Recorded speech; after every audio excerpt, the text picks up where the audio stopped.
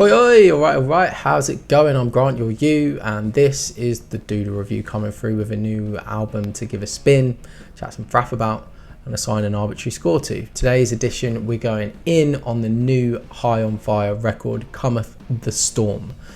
This is the latest album from gritty, sludgy, and hella heavy California band High on Fire, led by frontman and guitarist Matt Pike, bassist Jeff Matz, and new drummer for this album, Cody Willis. Cometh the Storm is the 9th studio album from this seriously Titanic-sounding project, and it's their first after getting some Grammy love back in 2018, where they won Best Metal Performance for that year's Electric Messiah. It's almost like that surprising jolt of institutional recognition scared the band into hiding, breaking an almost 20-year streak of records every 2 or 3 years. This one has taken about 6 years to come to fruition.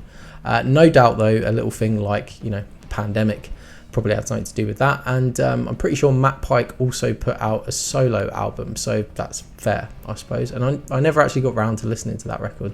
Anyone else want to care to tell me if it was any good? Let me know. Every member of this power trio has had a storied career in heavy music. Matt came from hardcore kind of speed metal outfit Zeke. Newcomer Willis has done time in Murder City Devils, Melvin's A Big Business, but most legendarily is the fact that Matt Pike was in doom, stoner and sludge metal gods Sleep. And I feel like they deserve their own, Ulterior Underground deep dive episode. But the cliff notes are that Sleep started life as a doom metal project in the early 90s before gradually evolving more into that desert rock or stoner metal sound. In fact, their album Holy Mountain effectively became a touchstone classic for that burgeoning scene back in the day. But the most epic part of the Sleep story for me is when they got a bigger record deal and they took the advance for their next album and basically spent all the money on weed and custom made green orange amps.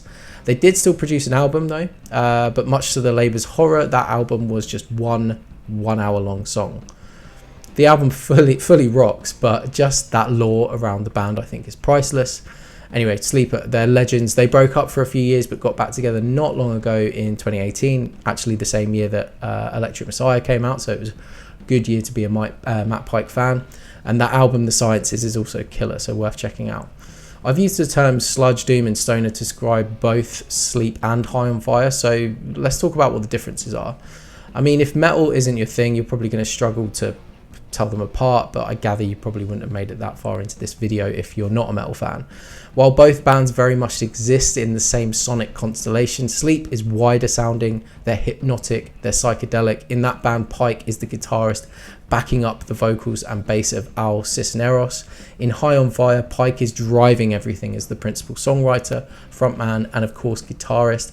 And while they have all of the tendencies I've just outlined with Sleep, High on Fire has a deep, furious, primal aggression with a savage edge from Pike's Lemmy-like rasp, the heavy tribal drums, and most importantly, the kind of choppier tempos. I saw High on Fire live a few years ago, and it was one of the most bone-shudderingly loud experiences of my life. I wish I could go back in time and give myself some earplugs because I was half enjoying the show, but half in genuine pain, and I just wish I could go back and fully get into it. So that's your warning. If you are going to catch Pike and the boys on tour, get some bloody earplugs. You won't miss anything, and honestly, you'll enjoy it more. Okay, so Cometh the Storm. Firstly, what I would say is that if you want to understand what this thing sounds like before putting it on, look no further than the album cover. Put yourself there in that brutally hot, arid landscape being absolutely ground down through relentless sandblasting while being lit up by bolts of fucking lightning.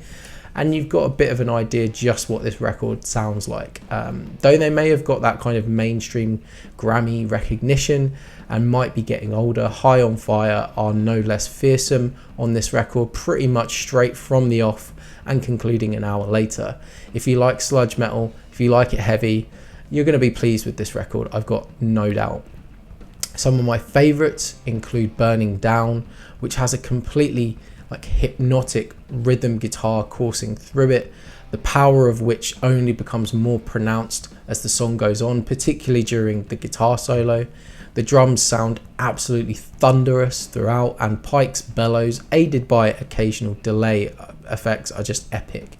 This is a song that literally rattles your brain in your skull while it's on, and it feels so good. Lightning Beard probably has my favorite riff of the entire record. It cranks things up a couple of notches tempo wise, and the drums are just so in the pocket, hitting absolutely every corner and crease of that central guitar part and just going hard. Something that pays off when the riff kind of resolves to a chord that's left to ring a little bit, backed by a very well paced crash. The title track, Cometh the Storm, has some of the greatest bellows from Pike that are guttural and reverberate with drama. The pieces have these really effective peaks and troughs, from a sinister riff made up of these rising hammer-ons that are dueling in both channels before coming into these huge Sabbathian chords that come crashing down. The common theme on all of these favourites is dynamism, and that brings me probably to my critique of the record, which is the lack of dynamics on many of the other tracks here, at least production wise. The arrangements certainly take you on a journey and through peaks and valleys, but I just find sonically, guitar tones in particular, everything is very one note. Sometimes there's like no differentiation from a rhythm part to a solo. On Trismegistus, for instance, the solo is ripping but comes in with the same tone as the chugging rhythm, which doesn't even drop out to give it any space, so it just becomes this hot, saturated mess. I also find this monolithic monotone completely obfuscates the bass a lot of times too. Save for tracks like Burning Down and Lightning Beard, where you actually get to hear some great flourishes from Jeff Matt. Otherwise, it's just kind of lost in the sauce. Now, this album was produced by Kurt Ballou, who is an absolute studio master. He's a guitarist in Converge. He's done loads of things, so I couldn't blame any of this on a technical blind spot. I understand this hot, saturated sonic sound blaster of production is definitely an aesthetic choice. Again, I refer you to the album art.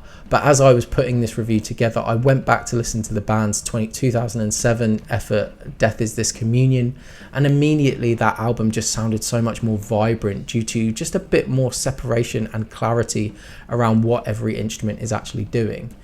And Ballou actually produced one of my favourite metal albums of last year, which was Mutoid Man's Mutants. And on that very record, Jeff Matt, who is also in that band, really gets to shine as a bass player with his tone just biting underneath all of the technical riffery. So it's just a shame we didn't get to hear that on this one.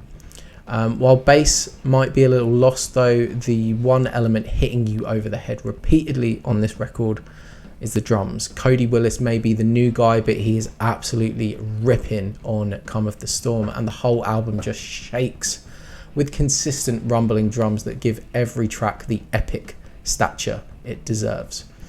Overall, this is another great High on Fire album. The performances are killer, the riffs will slice you and dice you, and the drums will pound you out into fucking flour.